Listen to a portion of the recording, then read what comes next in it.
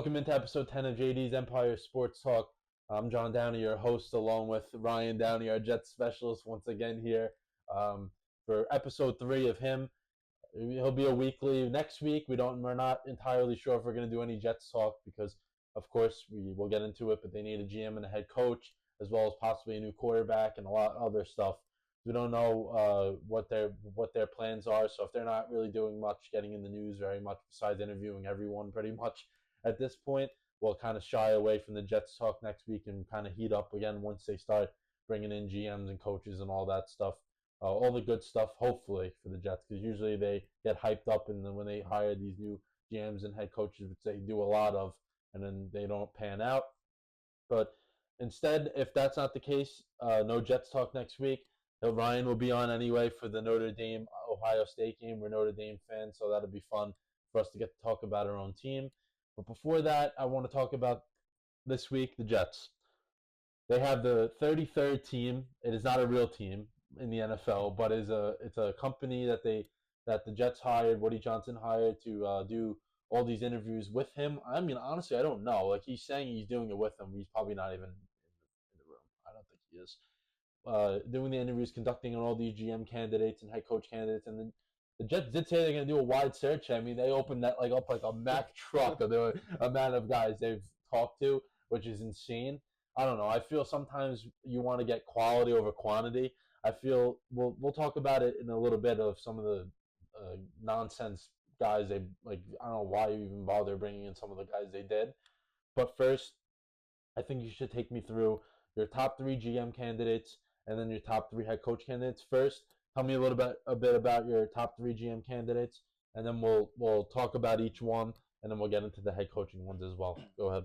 So Mike Borgonzi from the Chiefs. Mm-hmm. He's been there for a while. I think you always want someone from a winning organization, right? I mean, we did try that last time, but I think from a more established winning organization. Yeah, they have an insane culture there. Yeah. The only problem I have, if you bring in him, he might want to bring in Matt Nagy, who's also a coach right now, and we know I don't want that. Can't be doing that. No. Jet fans don't want that. No. And then next is Ray Farmer from the Rams. He's been there for a long time. Mm-hmm. They win a lot as they're in the playoffs every year, no matter who's on their team. And no draft picks and everything. That shows how good their scouting is, and he's a part of their scouting department. Well-known executive with the Rams.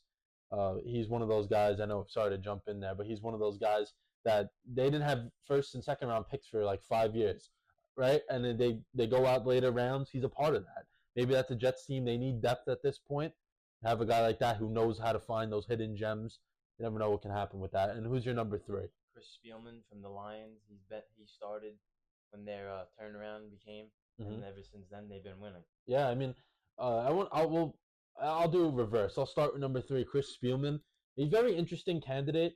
I know his brother Ray is a part of the Rick. I mean, is a part of their 33rd team. So he's interviewing his brother. I'm not sure if he's in that interview. I don't know.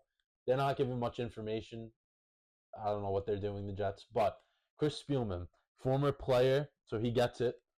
He was a broadcaster. I mean, I know that has nothing to do with finding talent, but he was a broadcaster. And then worked his way with the Lions to become an executive. He's been around the game in all different forms. I think this is a guy, I know he's not on your top 3, but he can be paired with an Aaron Glenn type if they go that way, the Jets. And that could work. I mean, it may not be the move that everyone wants, but it could work. We don't know. So I'm curious to see Chris Spielman. I'm sure if he were to get the job, he would be paired with an Aaron Glenn because Ben Johnson refused to interview with the Jets, and I don't blame him. Number 2, Ray Farmer. I talked about him. Yeah, I talked with him. I talked about him already with you just before. How he's a guy that's an executive as well with the Rams. Hasn't been a GM yet, but he has the background of proving he could be a good one. Especially, like I said, with the scouting, how they traded all those draft picks away, and it still worked out. And then Borgonzi from the Chiefs. I don't know. I feel anybody from the Chiefs in the front office, you should learning from Brett Veach, who's the longtime guy there. I think this could be the next Brett Veach, maybe. Listen, before that, the Chiefs were not a sustained winning team. They brought in guys like Borgonzi and the rest of their front office, and now look at them. They don't lose. They win the division title every year, and could be winning three-peat. Could be a 3rd Super Bowl. And as an I don't know if you knew this, as an executive or hiring a GM, they won't have to wait till the end of the season. They can get him in now if they wanted to because he's not has no impact on the game itself. Like a coach, that's obviously different. So honestly, I think one name you could have thrown in. I will give him an honorable mention. I know we like to make the jokes. Mike Greenberg, not the guy on ESPN. Let's get that straight. Not the get up Mike Greenberg. Mike Greenberg from Tampa Bay, who is a New York guy. He's an assistant GM with the Bucks, but he does a lot for them with Jason Licht, who's their GM.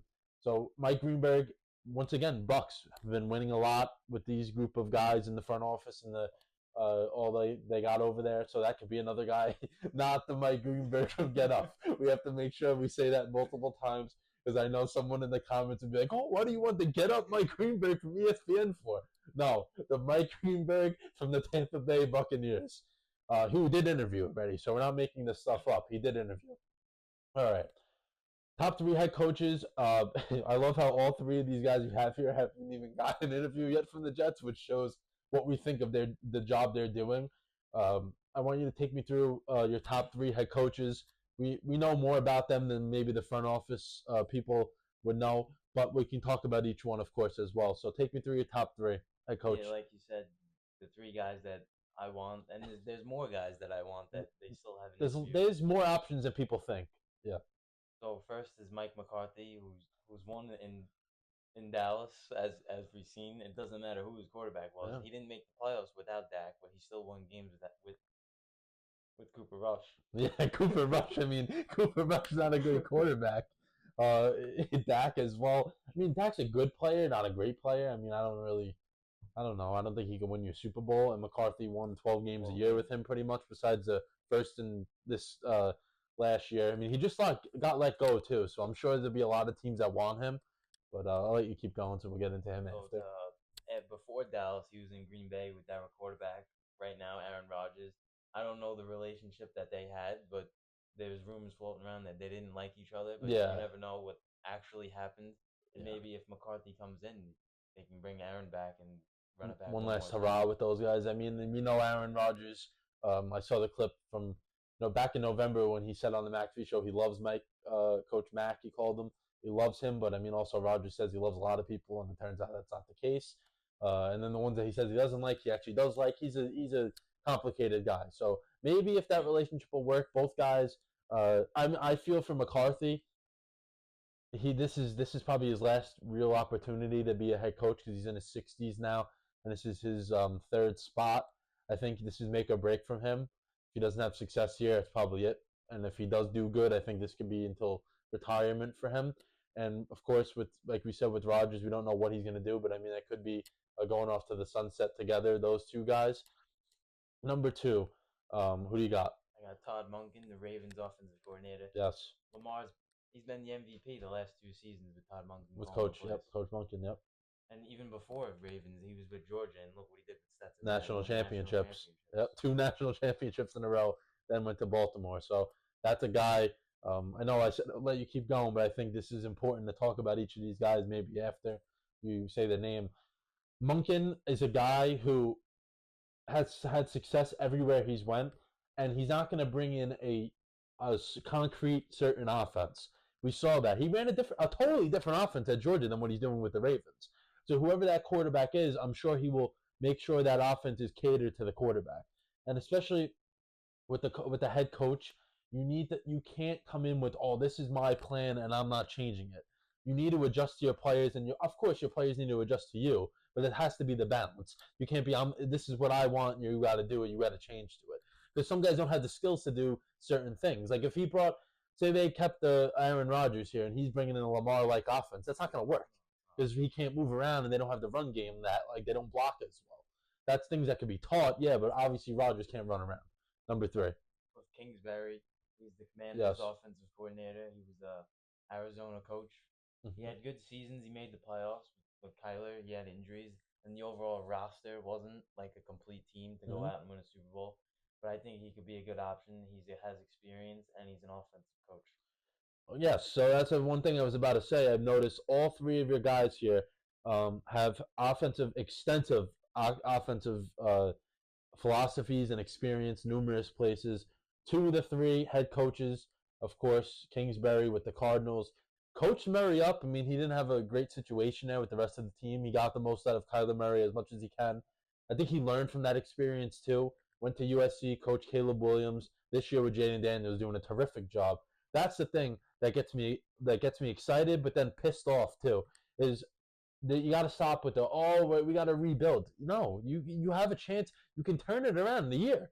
You can bring in the correct coach, the correct quarterback. You can turn this around. And I feel the Jets roster-wise is in a much better spot than the Commanders were last year at this time. I mean, I don't see how people can even argue that with me. I know the Jets only had one more win than the Commanders did last year, but I feel the rosters are completely different. All the things that the Commanders did this year were things that were done in this offseason, which I think the Jets can do, added on to what they have already. So Kingsbury, yes, he should be getting an interview. I don't know what they're waiting for that. They're foolish to not even talk to the guy. Monken, they haven't interviewed him yet. Of course, both of those teams are in the playoffs, but you can still get a virtual interview first, bring the guy in again, which they've done with a few candidates. So Monken, like I said before, very well-versed, has coached a lot of different teams. He's very good. McCarthy, I think he's your number one because of the success he had. I think the ship sailed, in my opinion, on the Jets bringing him in to be the coach because of his age and because of the situation they're in. I think also that he should have been the last hire. I think they screwed that up. He could have been here, and when Saleh came in, instead it could have been McCarthy. That could have been a good move for them. But if they want to say, we're a win-now team and this is a win-now window, which I don't know how they can say that based off the 5-win season, but if they want to go that route, perfect guy to bring in. First, before I think I'm going to have a little ripping session of the interviewees, I should say. Let's go to the college ranks. This is something I've been thinking about as to how the Jets continue to screw every higher up known to man in the last 25 years, longer than before I was born, and of course you. But I think we should go think out of the box a little bit. College ranks. What head coaches do you think from the college ranks can come in right now and coach this Jets team and improve them? I think Marcus Freeman, that's our guy. Yeah, he's great. He turned Notre Dame around. Brian Kelly left. He's gotten this team better every single year, and now he's in the championship. And his quarterback he's good. I like Riley Leonard. Yeah, but he's not nothing special. He's not the guy that's gonna automatically win you the game. Exactly. He's like the overall team. He's gotten so much better. Right. And then next is Matt Campbell from Iowa State. He always has competitive teams, and this is a guy that I wanted when they were hiring Robert Saleh, but he didn't get an. I don't think he might have gotten an interview. I think he got one, or if he did, he wasn't taken seriously. So, but I think this time around you can take him more seriously. Yeah, I mean we're not saying these are they have to hire this guy. We're thinking out of the box a little bit. We're big Marcus Freeman fans based off of the way Brian Kelly left, kind of scapegoated out of Notre Dame. We didn't like that. We didn't appreciate it. Marcus Freeman was his DC. Then got promoted to head coach. I mean, it's probably been one of the best moves that Notre Dame has ever made in the most recent years, just because of how they've gone up with him in another level. And I think watching these playoff games, we've seen it. They lost to Northern Illinois early in the week 2 in the season, and they haven't lost since. 13 straight wins. But it's not about that. It's how people are getting to see on the national stage now because they're on ESPN and everyone's watching these college football playoff games, but how he outcoached Kirby Smart, who's Kirby Smart. He's like one of the best out there in college. Freeman outcoached him. And James Franklin's a clown. I don't think he's a very good coach, but he outcoached him as well, and that's why they beat Penn State. As our notes go down here, sorry about that. But like I was saying, Marcus Freeman outcoached 2 veterans in college. I mean, the Indiana game, he didn't really need a coach very much because that was a blowout. But that's what I'm saying. And I'm sure he can outcoach Ryan Day. I wouldn't be convinced if he didn't. I mean, that's a guy that can come in and be a culture builder. Same thing with Matt Campbell. Iowa State, they can't get the best recruits out there if they don't. And they still find ways to have good seasons. I know this year they had a good season. He coached a few guys on the Jets from Iowa State, Breece Hall, Will McDonald. So I'm sure he'll have that familiarity, and I'm sure those 2 guys would be very appreciative if Matt Campbell would come in, probably not even going to get an interview either one of those guys. But it's good to always think out of the box and just have a discussion. But I have the last couple of things talking about roster wise. But before that, I think we should both take a nice little uppercut to Woody Johnson and Brick Johnson if he's a part of the interviews and the rest of the clown show that is conducting these interviews. I'll let you go first if you want to get anything out about who they're interviewing and why they're interviewing certain guys, and then I'll go after you, and then we'll settle back in a little bit, and then we'll talk about the roster. But this is your uppercut chance. Take it. Let's go. I think taking all these interviews is very unnecessary. You're not gonna focus in on what 15 different guys have to say. Makes no sense. You're interviewing first time head coaches like Josh McCown. You don't know what he's gonna bring. No. You're interviewing old coaches that had terrible coaching experience like Matt Nagy. Like, I don't understand. We gotta stop. I don't understand. It's terrible. It's disgusting. I don't understand why we're bringing in all these guys when half of them if you bring them in, they're gonna have no impact. I don't get it. We're laughing because it's so embarrassing. But the one thing I am pissed off about, I go on my phone just before we started the show, and I got started to stir in my head. I say to you, I look at you, Jeff Ulbrich. What are we doing? Jeff Ulbrich coming in for an interview. Did you not watch the last? What do you coach? 12 games? Did you not watch the last 12 games? He won 3, and the one that was the last game of the season, but it doesn't matter. What are we doing interviewing Jeff Ulbrich? Oh my God. Mike Locksley from, how do you even say his name? Locksley, I don't know what his name is. From Maryland in college. That's the college guy you interview? Are you kidding me? The guy's like 31-70 career record, and that's the guy you want to interview.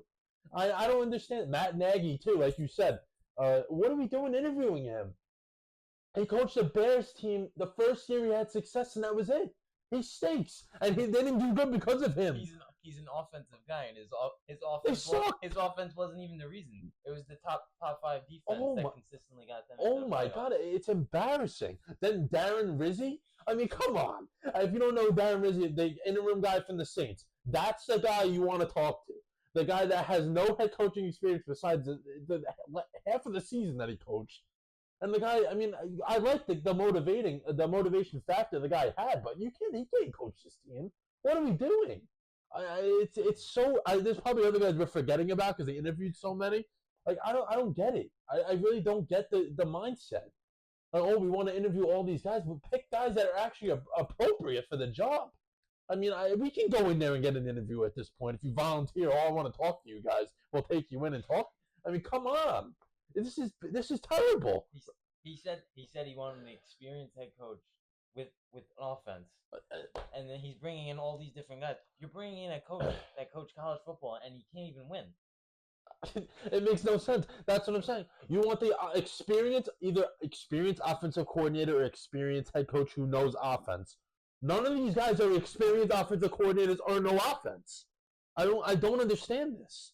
And the one experienced offensive guy, Matt Nagy. Are you kidding me? And we all know he's with the Chiefs. He doesn't call the plays. If you look at Mahomes' stats, they've gotten worse.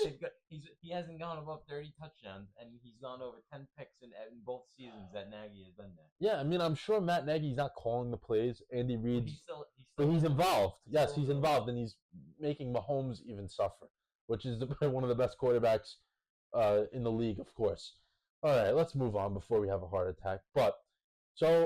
Well, I think first we can do keeping the keepers on the roster. Then we'll get into like the core group of talent that they've had assembled over the past couple of years, and then we'll get into one other thing before we end it. First, we'll keep this short. Who do you like the guys you keep? Maybe give me like 5 to 10. 5 to 10 is good enough. The keepers on the roster. Sauce. Yeah, it's very hard to replace a top 5 corner. Yeah, he had a down year, but still he was good. The best cornerback for the first 2 years of his career, and I'm sure he'll bounce back. Yes, with better coaching because we know how coaching was. Garrett Wilson, that's another guy you can't really replace a receiver with that talent. Nope. He's had 1,000 yards each of his 3 seasons, and he's had 7, 8 different quarterbacks, and none were good.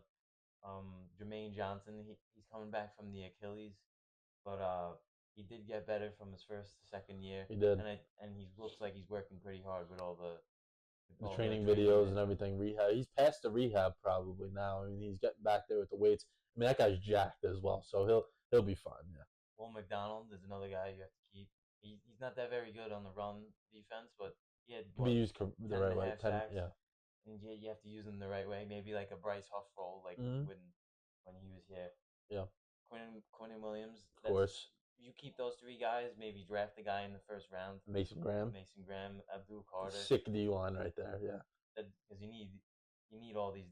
You need a better defensive line. You can't have Javon Kinlaw and Michael Clemens. Yeah, we talked about that last week. It's a complete joke. And then you're at 5 now. Yeah, you're at 5. Quincy Williams. Yeah, of course. you can never have a better linebacker than that. That guy flies all over the field. And he's getting better too, because he's still. People don't realize he's young. He's on the young side. He's still learning. I mean, and he was put into like that leadership role this year that C.J. Mosley usually has for the Jets as the main linebacker. I know Sherwood. I'm sure you're going to mention Sherwood. He had the green dot, so he was calling the plays pretty much on the defensive end and the signals and everything. Quincy was very much a part of that though, because he had to be. He had to teach Sherwood, who's been in the league for a few years. That was his 4th year, but he didn't play a lot. So like that was learning on the fly. I mean, it's something he did well. So I know number 7, I would say Jamie and Sherwood, right? If Mosley's probably going to be gone with his injury history and the way the season played out, yeah. So you're going to need somebody to take that role, and that guy Sherwood took the role this year. And then I would re-sign him definitely and bring him back next year. And then I'm going to move back to the offensive side of the ball and go to the offensive line. Olu. I was going to say Fashanu, Simpson, and Pittman. Yep. And I would keep ABT. I wouldn't give him an extension now. I would wait until after the season. See how he plays. He was healthy this year for the most part. Played well, but still. Yeah. I think he could be better with obviously better coaching staff. And that's really it. There's not many other guys I would say. Breece Hall. He's a keeper for this year, yeah. But if it doesn't go the way he's planned, then you can definitely get rid of him. Perfect, because I was gonna say, so we got the core group. That's pretty much maybe not all of those guys, but a handful of them, core group of talent that the Jets have right now. I know we talked about this a lot, and we don't argue about it, but we have different opinion on it. With the core group, are you keeping this core group together? This is my take on this. I know you said that you would trade Breece in the offseason or draft time and just move on from him and try to improve at other positions. Not saying that you want that, but you would be willing to do that. I'm saying keep those guys around for at least this year. If it doesn't work, then you start moving pieces around. I think you should keep everyone together, but we know that a lot of teams, when they bring in a new GM and a new head coach, they like to make an impact move. Yeah. And if you trade Garrett, if you trade Sauce, trade Jermaine, fans are not going to be happy. But if you trade Breece, I don't think fans will be that mad because you'll get value back, and you still have Braylon Allen, Davis. You can always draft. I'm sure they will get another guy. Yeah. Sign veterans. There's plenty of veterans that have changed teams this offseason, and they're like top 5 in stats. Yeah, I mean that's the thing, because like you can get back for Breece a lot because running backs are being valued again after what happened this year with all the great Barkley, Jacobs, to name of Aaron Jones, to name a few, how good all these running backs played. But I think Breece Hall is a game changer when fully healthy, which at the end of the season I don't think he was. I think he's a game changer, and I think it's someone that you need to keep around, which something they should do. But if that's not the case, then of course they would move on. The last question I want to hear in 30 seconds, your take on this. How far do you think they are from these playoff teams? Because we watched the wild card weekend and we got to see all these different teams play. How far away do you think they are from being a playoff team? I don't think they're that far off, but there are a lot of teams that they're going to have to jump to get in. I think we can be better than the Broncos next year. We can be better than the Chargers if we have the right coach, because we know they do. I think the Bills, if Joe Brady gets taken away, they will go down a little bit. That could be a guy the Jets bring in, possibly, yeah. And then teams like the Bengals, the Colts, they were ahead of us, but I think we can be better than them. Mm-hmm. And the top teams like the Chiefs, Texans, Ravens, I don't think we'll be better than them, but I think we have a chance to get in next year. It all depends on who's the quarterback and who the head coach is. Perfect. I mean, thanks for coming on once again. That'll do it for this edition of JD Empire Sports Talk episode 10. Everyone go out there, like, comment, share all these videos that we're posting. on Instagram. Follow the Instagram page. Subscribe to the YouTube, TikTok. I know TikTok's going to be shut down in about a week, but hopefully they can bring it back for us because we really want these viewers. And we're getting a lot more viewers, getting a lot of feedback. I want to thank everyone for watching and supporting. Have a good night, everyone.